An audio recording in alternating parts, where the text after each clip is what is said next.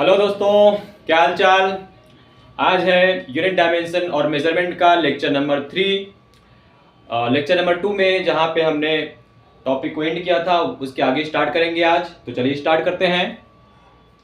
तो वो टॉपिक हमारा चल रहा था, वो था dimensional formula of some physical quantity. Okay, तो उसके आगे कंटिन्यू करते हैं। नेक्स्ट नंबरिंग कर लीजिएगा आप अपने हिसाब से। मेरे हिसाब से तो शायद 7 नंबर, हाँ नंबर 7 ही रहा होगा। 7 आपका है फोर्स। क्या है बेटा? फोर्स। फोर्स का फार्मूला होता है मास इनटू एक्सेलरेशन। क्या होता है बेटा? Mass into acceleration, m into A. Force is equal to mass into acceleration, right. तो मास को हम लिखते हैं कैपिटल M से और एक्सेलरेशन को किससे लिखते हैं? LT की पावर -2 से, राइट। प्रीवियस क्लास में हम इसको फाइंड कर चुके हैं। तो इसको कंबाइन करके लिखेंगे तो क्या आ जाएगा? MLT के पावर -2, MLT के power -2। Okay, next momentum. Momentum momentum is equal to क्या होता है? Mass into velocity. मोमेंटम को P से रिप्रेजेंट करते हैं। मोमेंटम इज इक्वल टू होता है मास इनटू वेलोसिटी। तो मास को हमने लिखा कैपिटल M, वेलोसिटी को LT के पावर -1। ठीक है, लिखते लिखते ही बेटा याद हो जाता है जो छोटी छोटी चीजें हैं, जैसे वेलोसिटी हो गया, एक्सेलरेशन हो गया, फोर्स हो गया। और मैं तो कई सालों से पढ़ा रहा हूँ, ठीक है, याद सा ही हो गया है। इसको एक साथ करके कंबाइन लिखेंगे तो MLT के पावर -1, MLT के power -1। Okay, next work. Work is equal to force into displacement. Force into displacement. Force का बेटा क्या है यहाँ पे?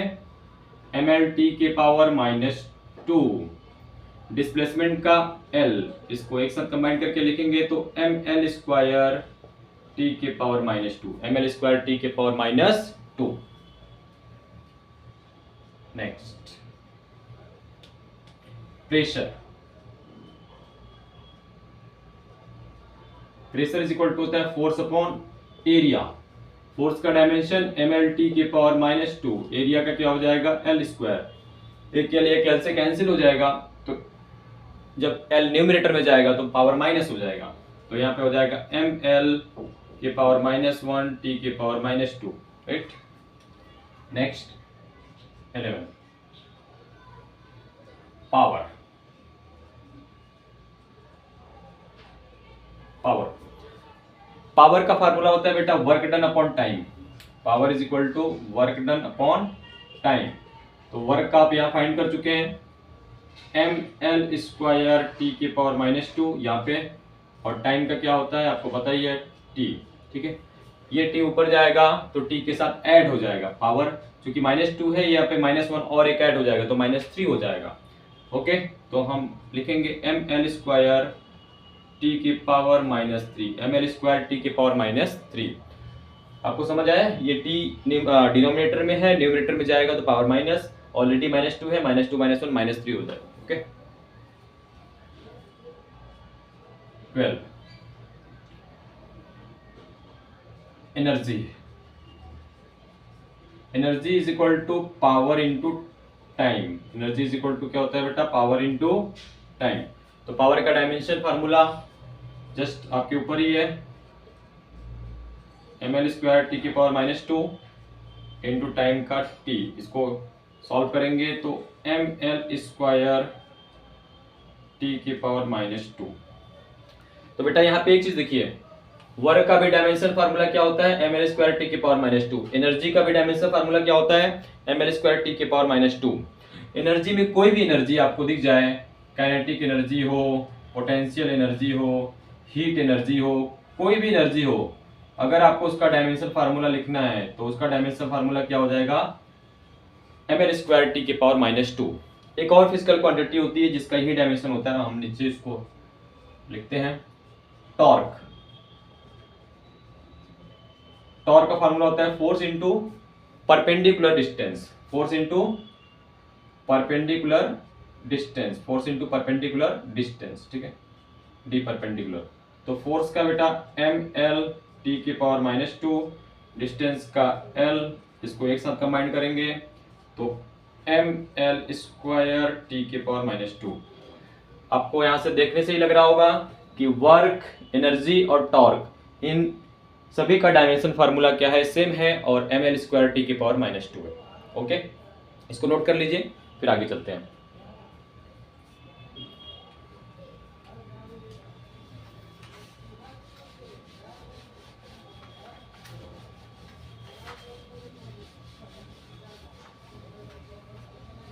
Next 14, impulse.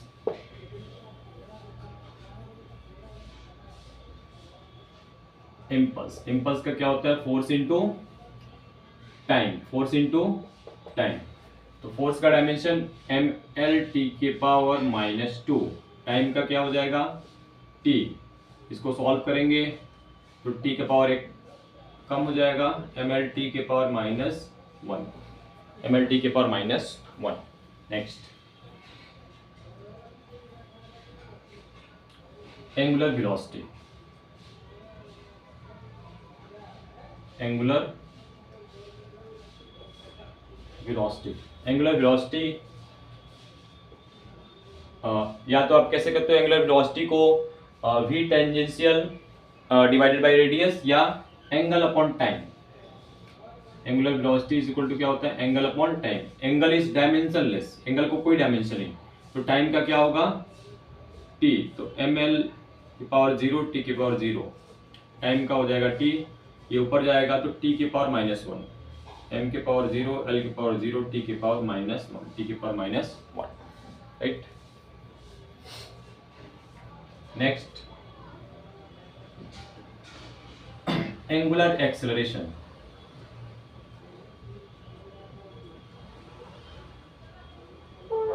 Angular acceleration, okay. Angular acceleration का डायमेंशन क्या, फार्मूला क्या होगा, एंगुलर वेलोसिटी अपॉन टाइम। क्या होगा बेटा, एंगुलर वेलोसिटी अपॉन टाइम, ठीक है, लिख देता हूं मैं यहाँ पे, angular velocity upon time. Books में इसका सिंबल ओमेगा से रिप्रेजेंट किया गया है, ठीक है, और एंगुलर फ्रीक्वेंसी को भी ओमेगा से रिप्रेजेंट करते हैं, ठीक है, तो उससे कंफ्यूज मत होइएगा, एंगुलर वेलोसिटी अपॉन टाइम। तो एंगुलर वेलोसिटी का क्या है आपके पास, t⁻1, एक t यहाँ पे डिनोमिनेटर में और आ गया, ऊपर जाके क्या हो गया t⁻2।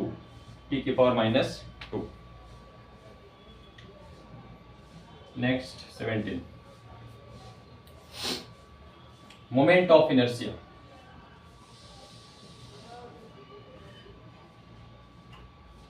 मोमेंट ऑफ इनर्शिया को I से रिप्रेजेंट करते हैं। इसका फार्मूला होता है मास इंटू परपेंडिकुलर डिस्टेंस का स्क्वायर, ओके। तो मास का क्या होता है आप जानते हो, कैपिटल M, ओके। डिस्टेंस का क्या हो जाएगा l², तो एक साथ लिखेंगे तो क्या हो जाएगा बेटा ml²। Next frequency.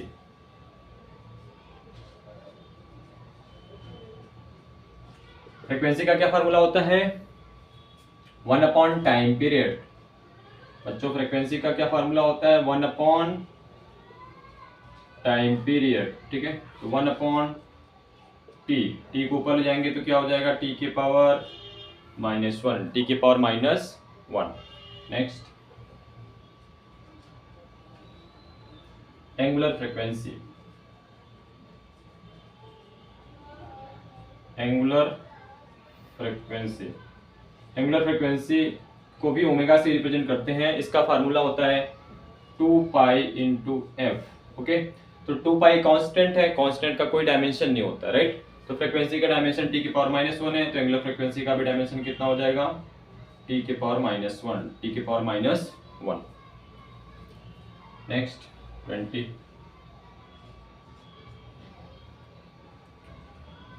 Angular momentum.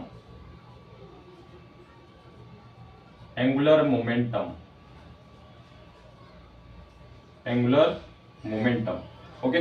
तो एंगुलर मोमेंटम का क्या फार्मूला होता है, mvr sin थीटा। m is the mass, v is the velocity L T के power -1, r is the radius या डिस्टेंस जो भी कह लें, l साइन थीटा का कोई डायमेंशन नहीं। ओके, तो इसको एक साथ लिखेंगे तो क्या आ जाएगा आपके पास ml² t के पावर -1। ओके, तो आपको डायमेंशन फिजिकल क्वांटिटी का लिखते लिखते ही समझ आ गया होगा। यदि हमें किसी फिजिकल क्वांटिटी का फार्मूला पता हो या उसका यूनिट पता हो तो डायमेंशनल फार्मूला लिखना बहुत ही आसान होता है और ये बहुत ईजी टॉपिक होते हैं। कंपटीशन में अगर डायमेंशनल फार्मूला का क्वेश्चन आपसे गलत होता है तो आप कंपटीशन से बाहर हो। ठीक है, तो बहुत अच्छे से प्रिपरेशन कीजिए और एग्जाम में केयरफुली इसका क्वेश्चन कीजिए ताकि ये गलत ना हो। ओके, नोट कर लीजिए।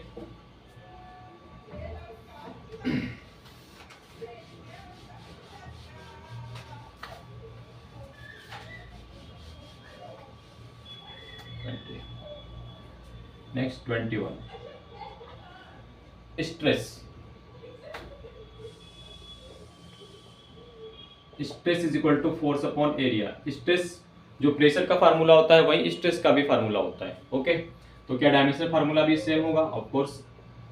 फोर्स का होगा ml t के पावर -2, एरिया का क्या हो जाएगा बच्चों l², एक l से l कट गया, ऊपर जाएगा तो ml के पावर -1 t के पावर -2, सही लिखा ना? ml के पावर -1 t के power -2, 22। Strain,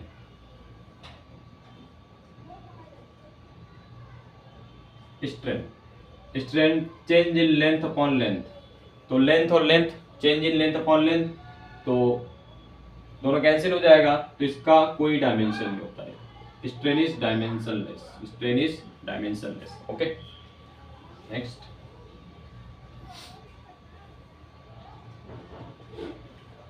young modulus of elasticity.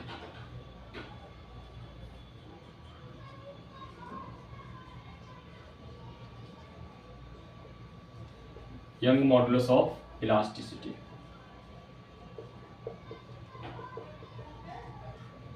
ठीक है। यंग मॉडुलस ऑफ इलास्टिसिटी क्या होता है formula? Stress upon strain, stress upon strain. Okay, तो स्ट्रेस का डायमेंशन आपके सामने ही है, ml के पावर -1 t के पावर -2। स्ट्रेन का कोई डायमेंशन नहीं होता है, तो m के पावर 0, l के पावर 0, t के पावर 0। फाइनली जो आपका स्ट्रेस का डायमेंशन होगा वही आपके यंग मॉडुलस ऑफ इलास्टिसिटी का होगा। ओके, नेक्स्ट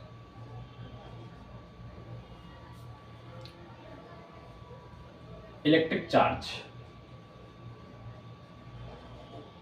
इलेक्ट्रिक चार्ज, ठीक है। हम कुछ ही डायमेंशन फिजिकल क्वांटिटी का डायमेंशन फार्मूला यहाँ पे लिखेंगे, बाकी हम हर एक एक्सरसाइज में जो भी फिजिकल क्वांटिटी आएगी वहाँ पे उसका डायमेंशन फार्मूला का डिस्कस करते हुए चलेंगे। ओके, ऐसा कुछ लिख लेते हैं ताकि आपको आइडिया हो जाए कैसे हम डायमेंशनल फार्मूला लिखते हैं। ओके, इलेक्ट्रिक चार्ज का फार्मूला क्या होता है? Current into time, current into time. तो करंट को किससे लिखते हैं? या तो ए से लिखो या तो आई से लिखो, मैंने आपको बता रखा है, तो चलो हम लोग आई से लिख लेते हैं। और टाइम का क्या होगा? टी, तो इलेक्ट्रिक चार्ज का हो जाएगा आई इंटू टी, ठीक है। आई की जगह आप ए भी लिख सकते हो। Okay, electric charge. Next electric potential.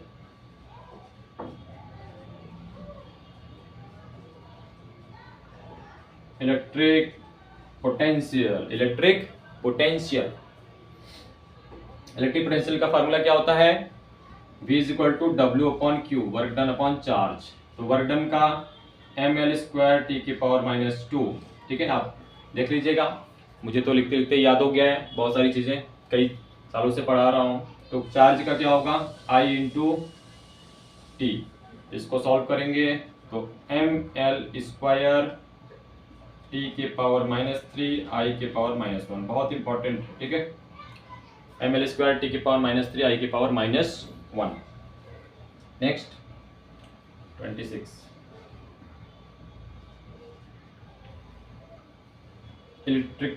Electrical resistance. Resistance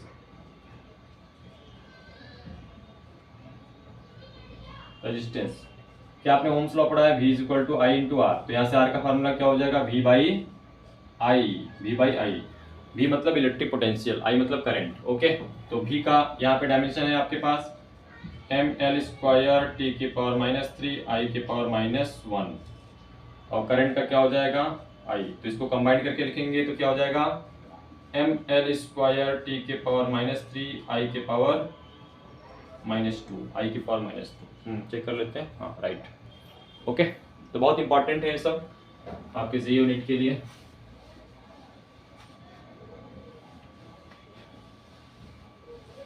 next है, एक दो और बचा है, इसको कर लेते हैं। Capacitance, okay. कैपेसिटेंस को हम सी से रिप्रेजेंट करते हैं। सी इज इक्वल टू क्या होता है, C is equal to Q by V. C is equal to क्या होता है, Q by V. Q is the charge, charge का आपका आई इंटू टी। तो बेटा वी इलेक्ट्रिक पोटेंशियल का क्या है, यहाँ पे dimensional formula M L square T के पावर -3 आई के पावर -1। ओके, तो आपको समझ आ रहा होगा कैसे एक दूसरे से रिलेटेड है। ओके, जैसे इलेक्ट्रिक चार्ज से फिर हमने इलेक्ट्रिक पोटेंशियल फाइंड किया, फिर इलेक्ट्रिकल रेजिस्टेंस का डायमेंशनल फार्मूला लिखा, तो एक दूसरे से रिलेटेड है। ओके, प्रैक्टिस कर लीजिए अच्छे से। इसको सॉल्व कर लेंगे तो m ऊपर गया तो m के पावर -1, l स्क्वायर कहीं नहीं है तो l के पावर -2, t के पावर 3 ऊपर गया, एक t ऑलरेडी है तो t के पावर क्या हो गया 4। ओके, i ऊपर गया, i के पावर +1 i के power 2 i square. Okay, last है टेम्परेचर ग्रेडियंट। लास्ट है बेटा temperature gradient. Temperature gradient, okay. Temperature gradient का फॉर्मूला होता है change in temperature upon length. Change in temperature upon length. Okay, change in temperature मतलब temperature को हम किससे लिखते हैं, थीटा से लिखते हैं या के से लिखते हैं। तो हम यहाँ पे के से लिख लेते हैं, थीटा से लिखते हैं या के से। के और लेंथ का क्या होगा एल, तो एल ऊपर जाएगा तो एल के पावर -1 और के। ओके, एल के पावर -1 और के। ओके, तो ये थे कुछ फिजिकल क्वांटिटी का डायमेंशनल फार्मूला। अब इसके बाद जो टॉपिक है dimensional formula of some constant, जो कि बहुत बहुत इंपॉर्टेंट है, very very important for JEE and NEET. Okay, तो हेडिंग लगाइए बच्चों, dimensional formula of some constant.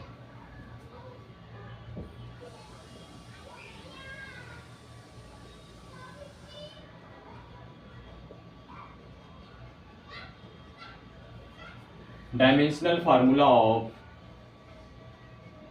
Some constant. Okay, dimensional formula of some constant. आइए देखते हैं one by one. Very very important for JEE and NEET. Okay, मैं यहाँ पे लिख देता हूँ ताकि आपको याद रहे कि इंपॉर्टेंट टॉपिक है, very important for JEE NEET.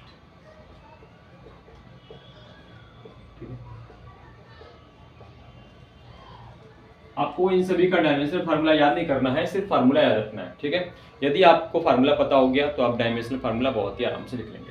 Okay, आइए स्टार्ट करते हैं। सबसे पहला जो है रिफ्रैक्टिव इंडेक्स। आप सभी ने नाम सुन रखा होगा रिफ्रैक्टिव इंडेक्स का, रिफ्रैक्टिव इंडेक्स। ओके, किसी किसी बुक में म्यू से रिप्रेजेंट करते हैं, किसी किसी बुक में एन से रिप्रेजेंट करते हैं, तो हम म्यू से रिप्रेजेंट कर लेते हैं। c by V, mu is equal to क्या होता है c by V, speed of light divided by velocity of light in medium.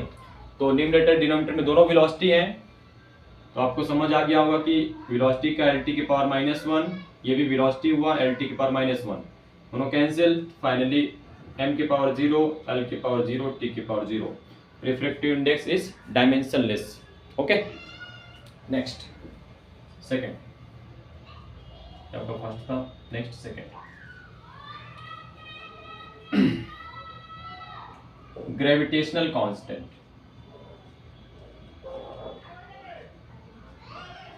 Gravitational constant बहुत ही फेमस है, कैपिटल जी से रिप्रेजेंट करते हैं। आपने न्यूटन्स लॉ ऑफ ग्रेविटेशन पढ़ रखा होगा, तो आइए मैं आपको निकालना सिखाता हूँ। फार्मूला है F equal to G m1 m2 by R square. ये आपने न्यूटन्स लॉ ऑफ ग्रेविटेशन में पढ़ रखा होगा ये फार्मूला। ओके, तो यहाँ से जी को यदि हम एलिमिनेट करते हैं तो जी का फार्मूला बन जाएगा F इंटू आर स्क्वायर और divided by m1 into m2। Okay, m1 into m2। Force का डायमेंशन आपको पता ही है, mlt की पावर -2। ये आपका डिस्टेंस है l स्क्वायर। ओके, नीचे mass into mass m square. इसको सॉल्व कर लीजिए। देखिए एक m से एक m कैंसिल, ये हम न्यूमरेटर में जाएगा तो m की पावर क्या हो जाएगा बच्चों -1। l स्क्वायर और l क्या हो जाएगा l क्यूब। t की पावर -2, t तो कहीं है नहीं, सिर्फ t की पावर -2 है तो t की पावर -2। तो ये हो गया डायमेंशन फार्मूला आपका ग्रेविटेशनल कांस्टेंट कैपिटल G का। ओके, तो मुझे फार्मूला आया था, मैंने फार्मूले से बहुत ही आराम से इसका डायमेंशन फार्मूला लिख लिया। नोट कर लीजिए। आगे और भी कुछ कांस्टेंट है।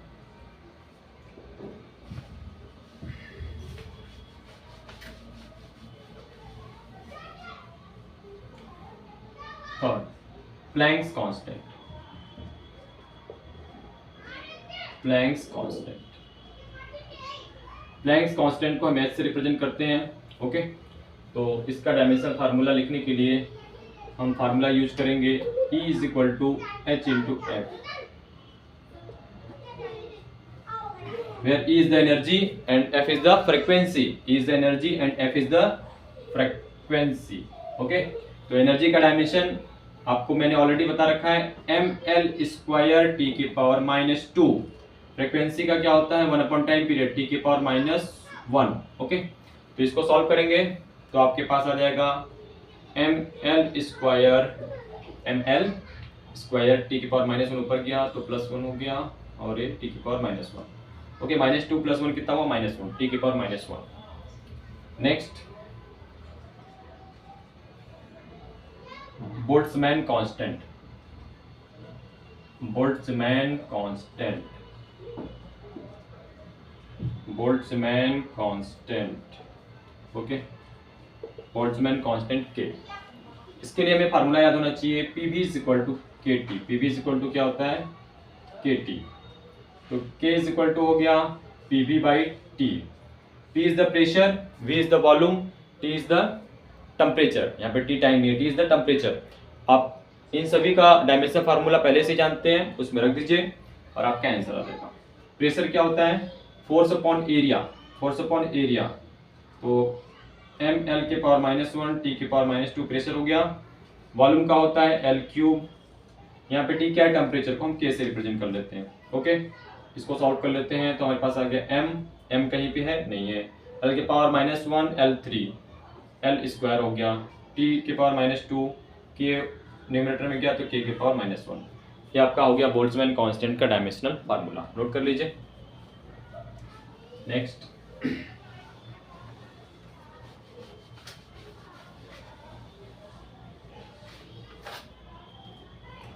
Fifth Boltzmann constant. Okay, next है कोफिशिएंट ऑफ विस्कोसिटी।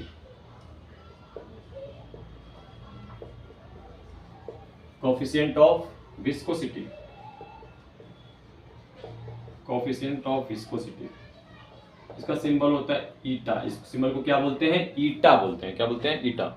इसके लिए हम फार्मूला यूज करेंगे F is equal to eta into A delta V by delta Z. Eta into A delta V by delta Z. Okay, तो हम यहाँ से ईटा अगर एलिमिनेट करते हैं, ईटा का फार्मूला लिखना चाहते हैं तो हो जाएगा F into delta Z upon ए into delta V।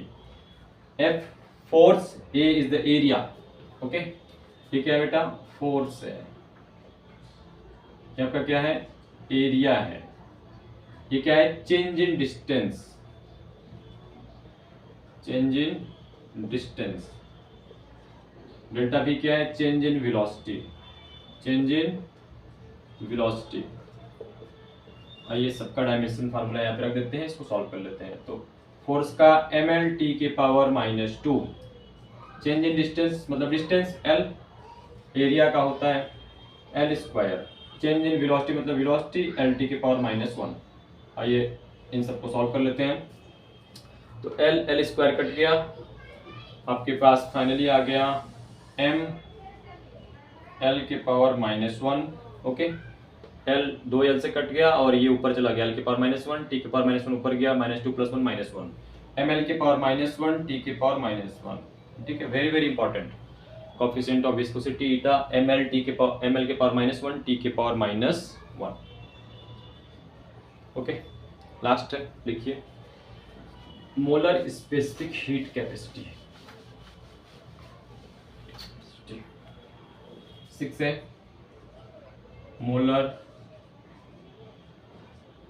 Heat capacity, molar heat capacity molar heat capacity को हम Cp या Cv से रिप्रेजेंट करते हैं। ओके, Cp या Cv से रिप्रेजेंट करते हैं। तो इसके लिए फार्मूला यूज करेंगे हम Q = NC delta T। Q = NC delta T। Q आपका क्या है? Heat energy. Q क्या है? Heat energy. N is the number of mole, N is the number of mole. C आपका molar heat capacity. Okay, molar heat capacity. Delta T क्या है यहाँ पे? Change in temperature, change in temperature. Okay, तो यहाँ से हम C का फार्मूला लिखेंगे, C = Q/N × delta T। Heat energy का मैंने ऑलरेडी बता रखा है, जो एनर्जी का होता है वही हीट एनर्जी का होगा, ml² t के पावर -2। नंबर ऑफ मोल को हम लिखेंगे मोल, डेल्टा T को क्या लिख लेते हैं? K। ओके, तो इसमें कुछ कैंसिल नहीं हो रहा है, तो इसको लिख लेंगे ml² t के पावर -2, K के पावर -1, मोल के पावर -1। ओके, तो यहाँ पे ये टॉपिक जो है सम इम्पोर्टेंट कांस्टेंट थे, उनका डायमेंशनल फार्मूला हमने यहाँ पे लिख लिया है। अब आगे चलते हैं बेटा नेक्स्ट टॉपिक की तरफ। ओके, एक इम्पॉर्टेंट पॉइंट है, इसमें लिख लीजिए डायमेंशनल फार्मूला से रिलेटेड है, important point.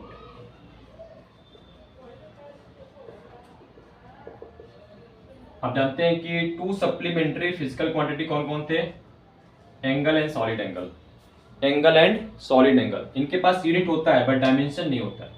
Okay, 2 supplementary physical quantity angle and solid angle, solid angle. Okay, इनके पास यूनिट होता है बट नो डायमेंशन। ओके, इनका यूनिट तो होता है लेकिन इनका कोई डायमेंशनल फार्मूला नहीं होता। ओके, नो डायमेंशनल, डायमेंशनलेस, याद रखिएगा, बहुत इंपॉर्टेंट है। Okay, no dimension. सेकंड लिखिए डायमेंशनलेस वेरिएबल और कांस्टेंट।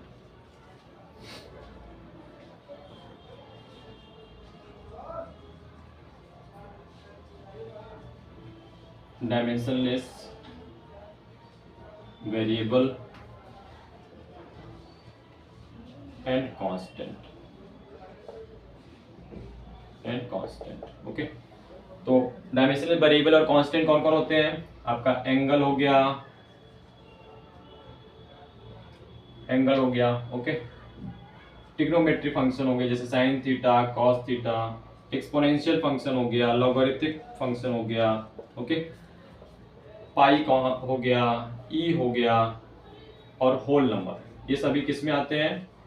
डायमेंशनलेस वेरिएबल या कांस्टेंट। ओके, इन सभी का कोई भी डायमेंशन नहीं होता है। ठीक है, याद रखिएगा।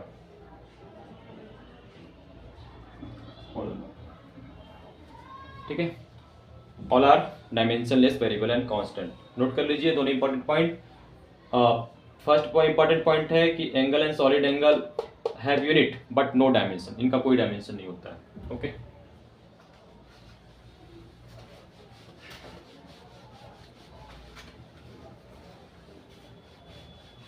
ओके, आइए नेक्स्ट टॉपिक की तरफ चलते हैं बेटा। नेक्स्ट है principle of homogeneity.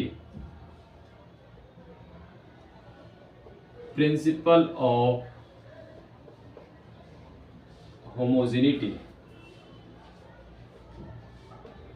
Principle of homogeneity.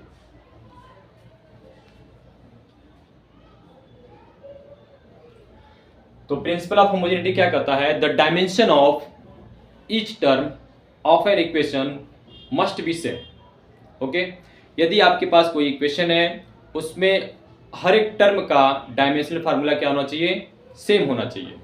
Okay, आइए लिख लेते हैं पहले इसका। ये क्या कह रहा है? Principle of homogeneity, the dimension of each term of an equation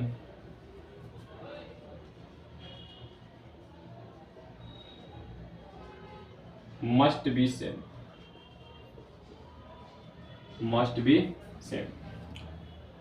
और एक तरीके से हम इसको और कह सकते हैं, वी कैन ऐड और subtract similar physical quantity. We can add और subtract similar physical quantity। Similar, short में मैं PQ लिख रहा हूं, सिमिलर फिजिकल क्वांटिटी। ओके, यदि सेम फिजिकल क्वांटिटी है तो ही हम उसको ऐड या सब्ट्रैक्ट कर सकते हैं according to this principle. Okay, तो फर्स्ट क्या है? The dimension of each term of an equation must be same, या ऐसे कह सकते हैं वी कैन ऐड और subtract similar physical quantity. Okay, तो इसको नोट कर लीजिए। अब इस पे हम कुछ न्यूमेरिकल करते हैं ताकि आपको और क्लियर हो जाए कि प्रिंसिपल ऑफ होमोजेनिटी एक्चुअल में है क्या, क्या कहता है ये प्रिंसिपल। तो एग्जांपल नंबर 1। ओके, क्वेश्चन है, in equation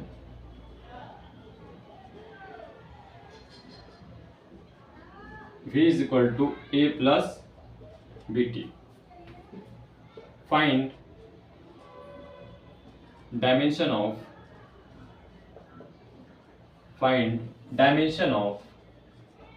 A and B, where V is the velocity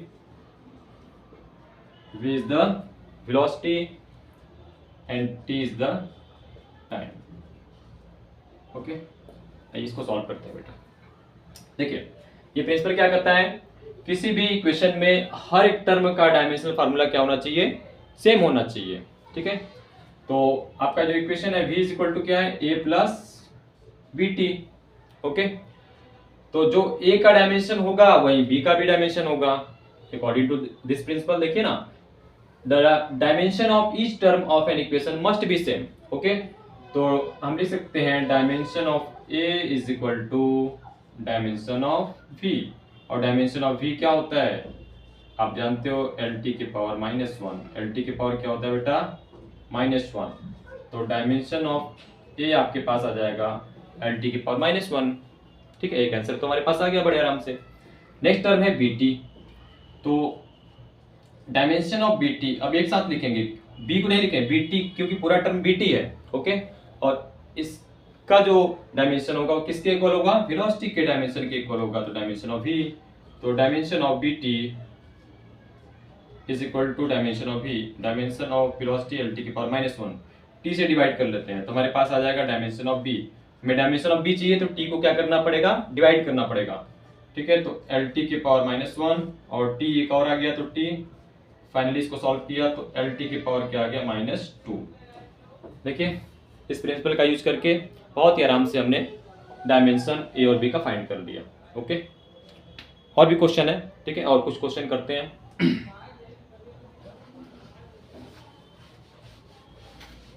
और भी न्यूमेरिकल बचे हुए हैं, उनको करते हैं और आपको क्लियर हो जाएगा अच्छे से। Next example number 2, find dimension of, पहले क्वेश्चन नोट कीजिए, A, B, C, D and E in equation x is equal to A plus BT plus CT square plus DT cube upon E plus T। Okay, where X is displacement and T is time. X क्या given है, displacement and T is the time. आइए इसका solution देखते हैं। Principle of homogeneity का use करते हैं। Principle of homogeneity क्या कहता है कि किसी भी इक्वेशन में हर एक टर्म का डायमेंशन क्या होना चाहिए, सेम होना चाहिए। तो ये चाहे एलएचएस में हो चाहे आरएचएस में हो। ओके, तो यहाँ पे जो एक्स क्या है डिस्प्लेसमेंट, तो जो डिस्प्लेसमेंट का डायमेंशन होगा वही ए का डायमेंशन होगा। तो एक आंसर तो ऐसे ही आ गया, dimension of A equal to क्या हो गया, dimension of X, that means की एल। सिंपल। नेक्स्ट टर्म क्या है बीटी, तो dimension of BT is equal to हो जाएगा डायमेंशन ऑफ एक्स। एक्स का क्या है डायमेंशन, एल। अब हमें बी का डायमेंशन फाइंड करने के लिए टी से डिवाइड करना पड़ेगा, तो टी यहाँ पे क्या डिनोमिनेटर में आ जाएगा। तो dimension of B is equal to हो जाएगा एल अपॉन टी। टी को ऊपर ले जाएंगे तो क्या हो जाएगा, एल टी के पावर -1, एल टी के पावर -1। नेक्स्ट इस तरीके से dimension of C T square is equal to dimension of X, L. तो dimension of C is equal to हो जाएगा L by T square. Okay, ये टी स्क्वायर डिनोमिनेटर में चला गया और उसका डायमेंशन क्या हो जाएगा, टी स्क्वायर। ओके, इसको स्क्वायर ब्रैकेट में लिखेंगे और ये न्यूमरेटर में जाएगा तो एल टी के पावर क्या हो जाएगा, -2, एल टी के पावर -2। नेक्स्ट आते हैं, यहाँ पे आपको फाइंड करने में थोड़ी प्रॉब्लम आएगी, लेकिन मैंने एक नीचे और वहां पे एक बात बोली थी आपसे कि वी कैन ऐड और सब्ट्रैक्ट सिमिलर फिजिकल क्वांटिटी। हम सेम क्वांटिटी फिजिकल क्वांटिटी को ही जोड़ सकते हैं या सब्ट्रैक्ट कर सकते हैं। ओके, तो यहाँ ई के साथ क्या ऐड है, टाइम है। ई के साथ क्या ऐड है, तो टाइम है। तो जो टी का डायमेंशन होगा वही ई का भी डायमेंशन होगा। तो एक आंसर आपके पास और आ गया, dimension of A is equal to T, time हो गया। ओके, अब इस पूरी टर्म का डायमेंशन किसके इक्वल होगा, एल के इक्वल होगा। ओके, तो डायमेंशन ऑफ लिखते हैं हम डी टी क्यूब। नीचे देखिए ये अब T plus T 2t। Okay, तो मतलब टी ही नीचे क्या आएगा, टी इज इक्वल टू किसके डायमेंशन के होगा, dimension of X, that means की एल। देखिए डी टी क्यूब और नीचे ये टी डायमेंशन ई का भी होगा और इसका, तो टी प्लस टी एक तरह समझिए 2t। ओके, तो 2t मतलब टी ही लिखेंगे। ओके, 2 का कोई डायमेंशन तो होगा नहीं और यहाँ पे डी टी के ऊपर आ जाएगा, तो हमें डायमेंशन ऑफ डी चाहिए, डायमेंशन ऑफ डी चाहिए। तो टी से मल्टीप्लाई हो जाएगा, तो ये हो जाएगा एल टी और टी से डिवाइड कर लेंगे। तो dimension of D is equal to L T upon T का क्यूब। टी से टी कैंसिल हो गया, टी स्क्वायर ये ऊपर गया, तो एल टी के पावर -2, एल टी के पावर -2। तो डायमेंशन ऑफ डी हो गया हमारे पास एल टी के पावर -2। तो फर्स्ट ए का डायमेंशन ये हो गया, बी का डायमेंशन आपका ये हो गया, सी का डायमेंशन ये हो गया, ई का डायमेंशन ये हो गया और डी का डायमेंशन ये हो गया। आपको ये समझ आया होगा। यहाँ पे हमने ई का डायमेंशन फाइंड करने के लिए जो दूसरा हमने रूल्स बताया था कि वी कैन ऐड और सब्ट्रैक्ट सिमिलर फिजिकल क्वांटिटी, उसका यूज करके हमने फाइंड कर लिया। आई होप कि आपको समझ आ गया होगा। तो आगे चलते हैं नेक्स्ट प्रॉब्लम की तरफ। नोट कर लीजिए,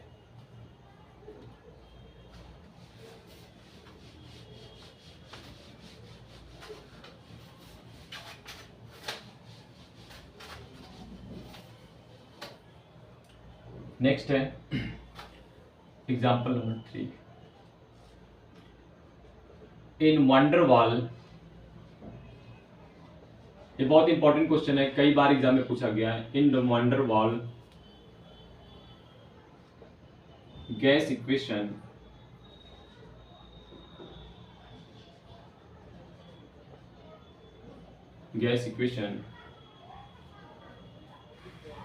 P plus A by V square bracket में v minus B is equal to R T, ये आपकी इक्वेशन है। ओके, आपको इसमें ए और बी का डायमेंशन बताना है। फाइंड डायमेंशन ऑफ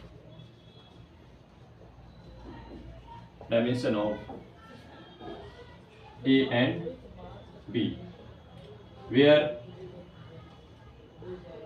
P आपका प्रेशर है, P क्या है, प्रेशर है, V आपका वॉल्यूम है, टी आपका क्या है यहाँ पे, टी टाइम नहीं है, टी यहाँ पे टेम्परेचर है, आर है यूनिवर्सल गैस कांस्टेंट, यूनिवर्सल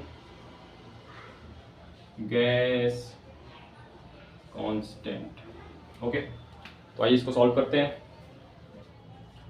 हमने प्रिंसिपल ऑफ होमोजेनिटी में पढ़ा है कि वी कैन ऐड और सब्ट्रैक्ट सिमिलर फिजिकल क्वांटिटी। तो देखिए v के साथ क्या सब्ट्रैक्ट है, v माइनस बी, तो जो v का डायमेंशन होगा वही v का भी होगा। तो हम यहाँ से लिख सकते हैं कि dimension of small b is equal to dimension of volume, dimension of volume, ये क्या है, v वॉल्यूम है। ओके, तो dimension of v,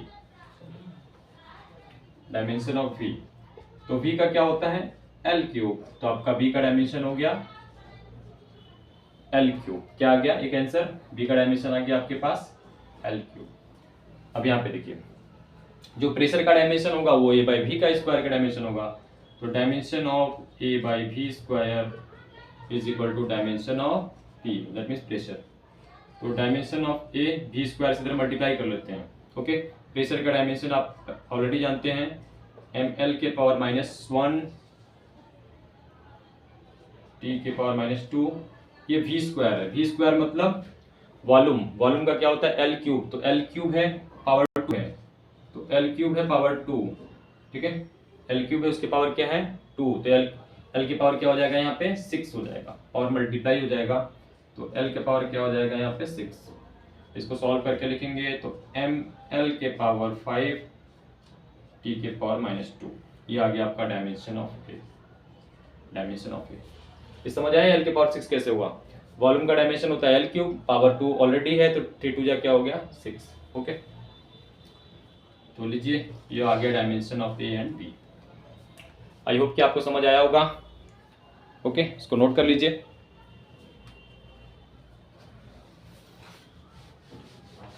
next question करते हैं। Example number 4, in equation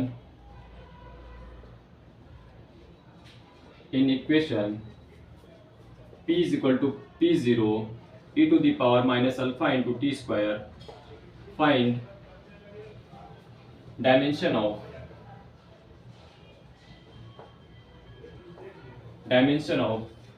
alpha, dimension of alpha.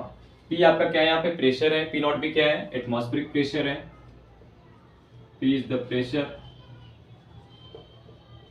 P naught is atmospheric pressure, atmospheric pressure। Okay, तो अभी मैंने थोड़ी देर पहले आपको बताया था कि जो एक्सपोनेंशियल फंक्शन होते हैं वो डायमेंशनलेस होते हैं, इनका कोई डायमेंशन नहीं होता है, ठीक है। एक्सपोनेंशियल फंक्शन होते हैं इनका कोई डायमेंशन नहीं होता है, ठीक है। इसका पावर क्या है -α t² है, इसका पावर क्या है -α t²। ओके, तो इसको हम सॉल्व करने के लिए लिखेंगे dimension of α t² is equal to m के पावर 0 l के पावर 0 t के पावर 0। ओके, तो यहाँ पे डायमेंशन ऑफ अल्फा आ जाएगा t² से डिवाइड कर लेंगे, m के पावर 0 l के पावर 0 t के पावर 0 अपॉन t², t ऊपर गया तो हमारे पास आ गया m के पावर 0 l के पावर 0 t के पावर -2। तो डायमेंशन ऑफ अल्फा कितना आ गया t के पावर -2। क्या कॉन्सेप्ट यूज किया हमने, ये एक्सपोनेंशियल फंक्शन जो है वो डायमेंशनलेस वेरिएबल होता है। ओके, या ऐसे कह लो जो पावर है वो डायमेंशनलेस है। ओके, जो वहां पे पावर है exponential function power is dimensionless. Okay, e के power x is also dimensionless.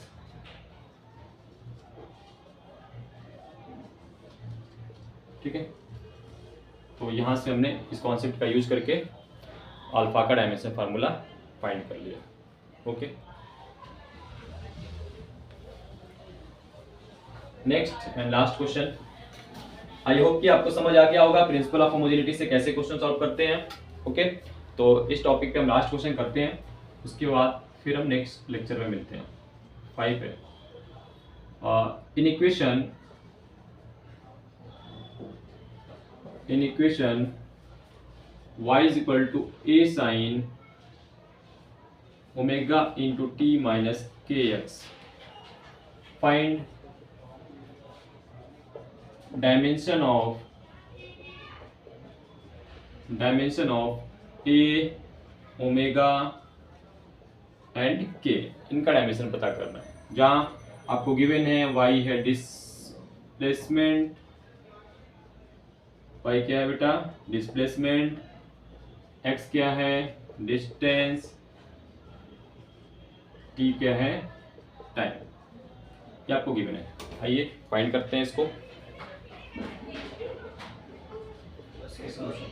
देखिए आपका इक्वेशन क्या है, y is equal to a sine omega into T minus K X. अब ध्यान से देखिए, साइन थीटा क्या होता है, एंगल क्या होता है डायमेंशनलेस। मैंने आपको पहले बता रखा है एंगल या कोई भी ट्रिग्नोमेट्रिक फंक्शन हो वो क्या होते हैं डायमेंशनलेस। ये सभी क्या होते हैं डायमेंशनलेस, इनका कोई भी डायमेंशन नहीं होता है।